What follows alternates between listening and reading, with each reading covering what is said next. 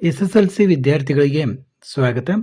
ಈಗ ನಿಮ್ಮ ರಾಜ್ಯ ಮಟ್ಟದ ಪೂರ್ವ ಸಿದ್ಧತಾ ಪರೀಕ್ಷೆ 1 ದಿನಾಂಕ 5/1/2026 ಅಂದರೆ ಜನವರಿ 5ರಂದು ಇದೆ. ಪ್ರಥಮ ಭಾಷೆ ಕನ್ನಡಕ್ಕಾಗಿ ಈಗ ಮಾದರಿ ಪ್ರಶ್ನೆ ಪತ್ರಿಕೆಗಳನ್ನು ಸಿದ್ಧಪಡಿಸಿದ್ದು, ಅದರಲ್ಲಿ ಮಾದರಿ ಪ್ರಶ್ನೆ ಪತ್ರಿಕೆ 1 ಅದರ ಉತ್ತರಗಳನ್ನು ನೋಡೋಣ. ನೋಡಿ, ಇದು ಸೆಟ್ 1. ಈ ಒಂದು ಸೆಟ್ನ ಉತ್ತರಗಳನ್ನು ಪ್ರಶ್ನೆ ಪತ್ರಿಕೆಯನ್ನು ನೋಡೋಣ. ನೋಡಿ, ಮೊದಲಿಗೆ ಬಹು ಆಯ್ಕೆ ಪ್ರಶ್ನೆಗಳ ಪ್ರಶ್ನೆಗಳನ್ನ ಮತ್ತು ಉತ್ತರಗಳನ್ನು ನೋಡೋಣ. ಕನ್ನಡ ವರ್ಣಮಾಲೆಯಲ್ಲಿರುವ ದೀರ್ಘ ಸ್ವರಗಳ ಸಂಖ್ಯೆ. ನೋಡಿ, ಕನ್ನಡ ವರ್ಣಮಾಲೆಯಲ್ಲಿರುವಂತಹ ದೀರ್ಘ ಸ್ವರಗಳು ಎಷ್ಟು? 7. ಉತ್ತರ 7. ಇನ್ನು ಬಲ್ಲೆನೆಂದು ಪದವು ಈ ಸಂಧಿಗೆ ಉದಾಹರಣೆಯಾಗಿದೆ. ಬಲ್ಲೆನೆಂದು, ಬಲ್ಲೆನು ಪ್ಲಸ್ ಎಂದು, ನು ಪ್ಲಸ್ ಎ. ಇಲ್ಲಿ ಉಕಾರ ಲೋಪ ಆಯಿತು, ಆದ ಕಾರಣ ಇದು ಲೋಪ ಸಂಧಿ. ಇನ್ನು ಹಾಡಲಿ ಪದವು ಈ ಕ್ರಿಯಾರೂಪಕ್ಕೆ ಸೇರಿದೆ. ಹಾಡಲಿ ಅನ್ನೋದು ವಿಧ್ಯರ್ಥಕ ಕ್ರಿಯಾರೂಪ. ಬೆಟ್ಟದಾವರೆ ಪದ ಈ ಸಮಾಸಕ್ಕೆ ಉದಾಹರಣೆಯಾಗಿದೆ. ಬೆಟ್ಟದಾವರೆ ಅನ್ನೋದು ತತ್ಪುರುಷ ಸಮಾಸ. ಸಂಧ್ಯಾ ಪದದ ತದ್ಭವ ರೂಪ. ನೋಡಿ, ತತ್ಸಮ ತದ್ಭವ. ಸಂಧ್ಯಾ ಅನ್ನೋದ ತದ್ಭವ ರೂಪ ಸಂಜೆ. ಓಟ ಪದವು ಈ ವ್ಯಾಕರಣಾಂಶಕ್ಕೆ ಸೇರಿದೆ. ಓಟ ಅನ್ನುವುದು ಕೃದಂತ ಭಾವನಾಮ. ಇನ್ನು ಸಂಬಂಧಿ ಪದ ಬರೆಯುವುದು ಎರಡನೇದ್ರಲ್ಲಿ ನೋಡಿ. ಬೇಗ ಬೇಗ ಅನ್ನೋದು ದ್ವಿರುಕ್ತಿ. ಧೀರ ಶೂರ ಅನ್ನುವುದು ಜೋಡು ನುಡಿ. ಆಹಾ ಅನ್ನುವುದು ಭಾವಸೂಚಕಾವ್ಯಯ. ಚಟ ಅನ್ನುವುದು ಅನುಕರಣಾವ್ಯಯ.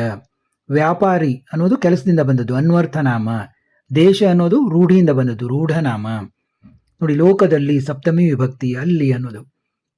ಇನ್ನು ಸಾವಿತ್ರಿಯಿಂದ ಅನ್ನೋದ್ರಲ್ಲಿ ಇಂದ ಅನ್ನೋದು ತೃತೀಯ ವಿಭಕ್ತಿ. ನೋಡಿ, ಒಂದೊಂದು ವಾಕ್ಯದಲ್ಲಿ ಉತ್ತರ ಬರೆಯುವುದು. ಸುಕುಮಾರ ಸ್ವಾಮಿಗೆ ಯಾವ ಪಟ್ಟವನ್ನು ಕಟ್ಟಲಾಯಿತು? ಸೆಟ್ಟಿ ಪಟ್ಟವನ್ನು ಕಟ್ಟಲಾಯಿತು.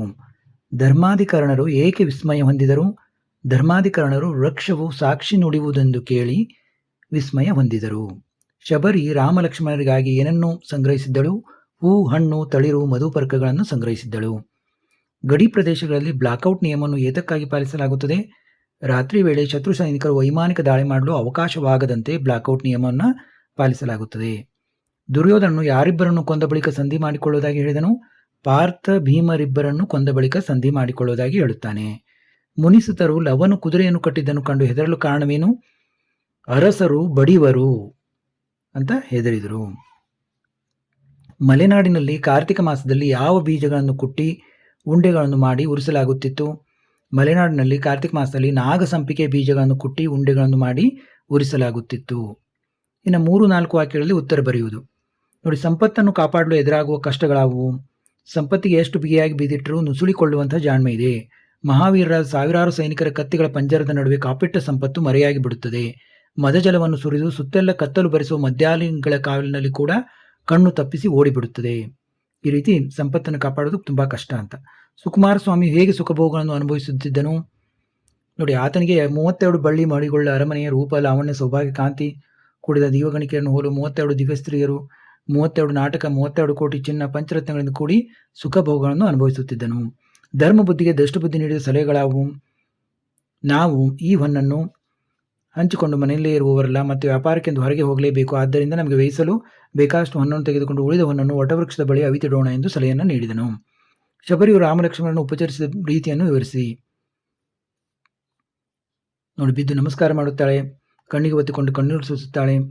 ಅಯ್ಯೋ, ಇಂದು ಏನೂ ಅಣಿಯಾಗಿಲ್ಲ, ನಿನ್ನೆ ಅಷ್ಟು ಚೆನ್ನಾಗಿಲ್ಲ ಎಂದು ಹಂಬಲಿಸುತ್ತಾಳೆ. ನಂತರ ಪ್ರೀತಿಯಿಂದ ವನಮಾಲೆ ಕೊರಳಿಗೆ ಹಾಕಿ ಹಿಗ್ಗುತ್ತಾಳೆ. ಅವರಿಗೆ ತಿನ್ನಲು ಹಣ್ಣು ನೀಡಿ, ಇದಕ್ಕಿಂತ ರುಚಿಯಾದ ಹಣ್ಣು ಜಗತ್ತಿನಲ್ಲಿ ಇಲ್ಲ, ಇದನ್ನು ನಿಮಗಾಗಿಯೇ ತಂದಿರುವೆಂದು ಉಪಚರಿಸುತ್ತಾಳೆ. ದ.ರಾ ಬೇಂದ್ರೆಯವರು ಹಕ್ಕಿ ಹಾರಾಟವನ್ನು ಆಕಾಶಕ್ಕೆ ಹೇಗೆ ಹೋಲಿಸಿದ್ದಾರೆ? ನೋಡಿ, ಕಾಲದ ಹಕ್ಕಿಯು ನೀಲ ಮೇಘಮಂಡಲವನ್ನು ತನ್ನ ಪದವಾಗಿಸಿಕೊಂಡು ಮುಗಿಲಿಗೆ ರೆಕ್ಕೆ ಬಂದಿವೆ ಎಂಬಂತೆ ಹಾರುತ್ತಿದೆ. ನಕ್ಷತ್ರ ಮಾಲೆ ಧರಿಸಿ ಸೂರ್ಯಚಂದ್ರಗಳನ್ನು ಕಣ್ಣುಗಳನ್ನಾಗಿ ಮಾಡಿಕೊಂಡು ಹಾರುತ್ತಿದೆ. ಕಾಲಪಕ್ಷಿಯು ಭೂಮ್ಯಾಕಾಶ ಒಳಗೊಂಡ ವಿಶಾಲ ವ್ಯಾಪ್ತಿಯಲ್ಲಿ ಹಾರುತ್ತಿದೆ ಎಂದು ಕವಿ ವರ್ಣಿಸಿದ್ದಾರೆ. ಈ ನೆಲದೊಡನೆ ತಾನು ಸಹಬಾಳ್ವೆ ಮಾಡುವುದಿಲ್ಲವೆಂದು ದುರ್ಯೋಧನನು ಹೇಳಲು ಕಾರಣವೇನು? ನಾನು ನೆಲಕ್ಕಾಗಿ ಹೋರಾಡುತ್ತಿಲ್ಲ, ಪಾಂಡವರೊಡನೆ ಛಲಕ್ಕಾಗಿ ಹೋರಾಡುತ್ತಿರುವೆ. ಈ ನೆಲ ನನಗೆ ಪಾಳು ಬಿದ್ದ ನೆಲದಂತೆ. ದಿನಪಸುತ ಕರ್ಣನನ್ನು ಕೊಲ್ಲಿಸಿದ ಈ ನೆಲದ ಜೊತೆ ನಾನು ಸಹಬಾಳ್ವೆ ಮಾಡುವುದಿಲ್ಲ ಎಂದು ಭೀಷ್ಮರಿಗೆ ಹೇಳುತ್ತಾನೆ. ಅಂದರೆ ತನ್ನ ಗೆಳೆಯನಾದಂಥ ಕರ್ಣನನ್ನು ಕೊಲ್ಲಿಸಿದ ಈ ನೆಲದ ಜೊತೆ ನಾನು ಸಹಬಾಳ್ವೆ ಮಾಡೋದಿಲ್ಲ ಅಂತ ಹೇಳ್ತಾನೆ.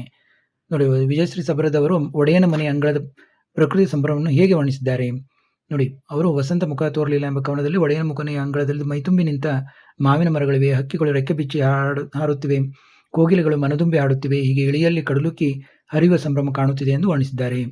ವಿವೇಕಾನಂದರು ದೇಶದ ಪ್ರಗತಿ ಹೇಗೆ ಸ್ಥಿರವಾಗುವುದು ಎಂದು ವಿವರಿಸಿದ್ದಾರೆ ನೋಡಿ.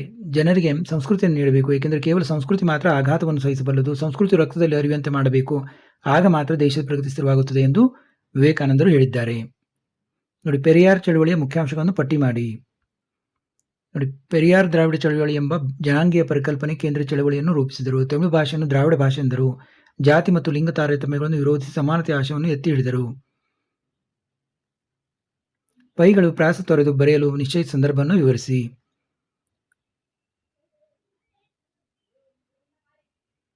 ನೋಡಿ. ಒಂದು ಮುಂಜಾನೆ ಮಾಳಿಗೆಯಲ್ಲಿ ಶತಪಥಗೈಯುತ್ತಿರುವ ಹಠಾತ್ತಾಗಿ ಆಗೋದು ಹೋಗೋದು ದೇವರ ಇಚ್ಛೆ, ಓಡೋದು ಬಿತ್ತೋದು ನನ್ನ ಇಚ್ಛೆಯನ್ನು ಮೀನವೇಶ ನೋಡದೆ ಪ್ರಾಸವನೀಗಲೇ ತೊರೆದು ಬಿಡುವುದೇ ನಿಶ್ಚಯ ಎಂದು ಪೈಗಳು ಪ್ರಾಸ ಬಿಟ್ಟು ಬರೆಯಲು ನಿಶ್ಚಯಿಸಿದರು. ರವೀಂದ್ರನಾಥ್ ಟಾಗೋರ್ ಭಾರತ ಲಕ್ಷ್ಮಿ ವಿದಾಯ ಗೀತೆಗಳನ್ನು ಶೇಖ್ ಮೊಹಮ್ಮದ್ ಇಕ್ಬಾಲ್ ಕನ್ನಡಿಸಿ ಸ್ವದೇಶಾಭಿಮಾನ ಪತ್ರಿಕೆಯಲ್ಲಿ ಪ್ರಕಟಿಸಿದರು. ಇನ್ನು ಕವಿಗಳ ಸಾಹಿತ್ಯಗಳ ಜನ್ಮಸ್ಥಳ, ಕಾಲ, ಕೃತಿ ಮತ್ತು ಬಿರುದಿ ಕುರಿತು ವಾಕ್ಯ ರೂಪದಲ್ಲಿ ಬರೆಯಿರಿ ಎಂದಿದ್ದಾರೆ ನೋಡಿ. ದೇವನೂರು ಮಹಾದೇವ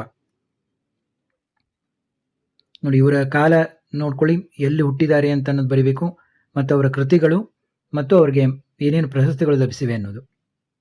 ಮತ್ತು ಇನ್ನೊಂದು ಜಿ.ಎಸ್. ಶಿವರುದ್ರಪ್ಪ, ಅವರ ಕಾಲ ಮತ್ತು ಎಲ್ಲಿ ಹುಟ್ಟಿದ್ದಾರೆ ಅನ್ನೋದು, ಮತ್ತು ಅವರ ಕೃತಿಗಳು ಮತ್ತು ಅವರಿಗೆ ಏನೇನು ಪ್ರಶಸ್ತಿಗಳು ಬಂದಿದ್ದಾವೆ ಅನ್ನೋದನ್ನು ಬರೀಬೇಕು. ಇನ್ನು ಪ್ರಸ್ತಾರ ಹಾಕಿ ಗಣ ವಿಂಗಡಿಸುವುದು ನೋಡಿ, ಯಾವ ರೀತಿ ಗಣ ವಿಂಗಡಿಸಬೇಕು ಅನ್ನೋದು. ಇದು ಮಾತ್ರಾಗಣ ಆಧಾರಿತ ಭಾಮಿನಿ ಷಟ್ಪದಿಯ ಲಕ್ಷಣವಾಗಿದೆ. ಇನ್ನು ಅಲಂಕಾರ ಹೆಸರುದು, ಗೀಜಗನ ಗೂಡುಗಳು ರೊಟ್ಟಿನಂತೆ ತೂಗಾಡುತ್ತಿದ್ದವು ನೋಡಿ. ಅಂತೆ ಅಂತ ಬಂತಂದ್ರೆ ಅದು ಉಪಮಾಲಂಕಾರ. ಉಪಮೇಯ ಗೀಜಗನ ಗೂಡುಗಳು, ಉಪಮಾನ ತೊಟ್ಟಿಲು, ಉಪಮಾಚಕ ಅಂತೆ ಸಮಾನ ಧರ್ಮ ತೂಗಾಡುವುದು. ಇನ್ನು ಗಾದೆಯನ್ನು ವಿಸ್ತರಿಸಿ ಬರಲಿಕ್ಕೆ ಹೇಳ್ತಾರೆ. ಕೈ ಕೆಸರಾದ ಬಾಯಿ ಮೊಸರು ಅಥವಾ ಹಾಸಿಗೆ ಇದ್ದಷ್ಟು ಕಾಲು ಚಾಚು. ಇನ್ನು ಸಂದರ್ಭ ಸ್ವಾರಸ್ಯ ನೋಡಿ, ತಾವು ಕಡಿಮೆ ಮಾತನಾಡಿದ್ದೀರಿ, ಹೆಚ್ಚು ಕೆಲಸ ಮಾಡಿದ್ದೀರಿ. ಇದು ಭಾಗ್ಯಶಿಲ್ಪಿಗಳು ಪಾಠದಿಂದ. ನಾನು ಹಾಗೆ ತೋರಿಸ್ತಾ ಹೋಗ್ತೀನಿ, ನೋಡ್ತಾ ಹೋಗಿ ನೋಡಿ. ಜವಾಹರ್ಲಾಲ್ ನೆಹರು ಅವರು ವಿಶ್ವೇಶ್ವರಯ್ಯವರ ಬಗ್ಗೆ ಮಾತಾಡಿದಂಥ ಮಾತು ಇದು. ಅಮ್ಮ ನಾನೂರು ಡಾಕ್ಟರ್, ನಾನು ಆಕೆಯನ್ನು ಪರೀಕ್ಷಿಸಲಿ. ಇದು ಯುದ್ಧ ಪಾಠದಿಂದ. ಮರೆಗೆ ಬಾ ಅಣ್ಣಯ್ಯ ಪರೀಕ್ಷಿಸುವ ಮುನ್ನ ನೋಡಿ, ಶಬರಿ ಗದ್ದೆ ಪಾಠದಿಂದ.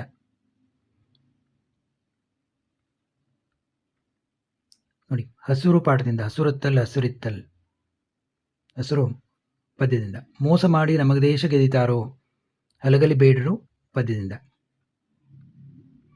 ಅರಸುಗಳ ವಾಜಿಯಂ ಬಿಡು ನೋಡಿ, ಪದ್ಯಭಾಗ ಪೂರ್ಣ ಮಾಡುವುದು. ಈ ರೀತಿ ಪದ್ಯಭಾಗವನ್ನು ಪೂರ್ಣ ಮಾಡಬೇಕು.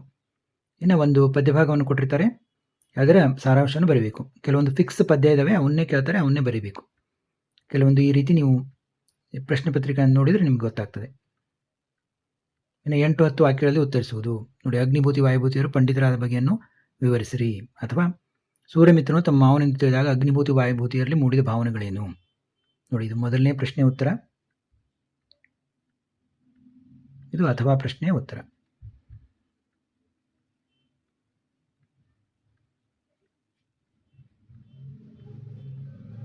ಇನ್ನು ಹಕ್ಕಿ ಹಾರುತ್ತಿದೆ ನೋಡಿದರ ಪದ್ಯದ ಸಾರಾಂಶವನ್ನು ನಿಮ್ಮ ಮಾತುಗಳಲ್ಲಿ ಬರೆಯಿರಿ. ಅಥವಾ ನಿಸರ್ಗದತ್ತವಾದ ಕಾಲಚಕ್ರದ ಎದುರಿನಲ್ಲಿ ಎಲ್ಲರೂ ತೆಗೆಯಲಾಗಲೇಬೇಕು ಎಂಬುದನ್ನು ದ ರಾ ಬೇಂದ್ರೆಯವರು ಹೇಗೆ ನಿರೂಪಿಸಿದ್ದಾರೆ ವಿವರಿಸಿ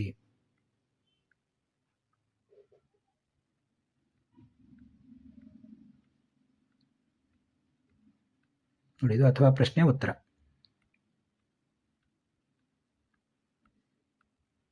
ಇನ್ನು ಗದ್ಯಭಾಗವನ್ನು ಓದಿಕೊಂಡು ಪ್ರಶ್ನೆಗಳಿಗೆ ಉತ್ತರಿಸೋದು. ಗದ್ಯಭಾಗ ಕೊಟ್ಟಿರ್ತಾರೆ, ಅದನ್ನು ಓದಿಕೊಂಡು ಪ್ರಶ್ನೆಗಳು ಸುಲಭ ಇರ್ತವೆ, ಅವನ್ನೇನು ಓದಿದರೆ ಅದರಲ್ಲೇ ಇರ್ತದೆ ಉತ್ತರಿಸುವುದು.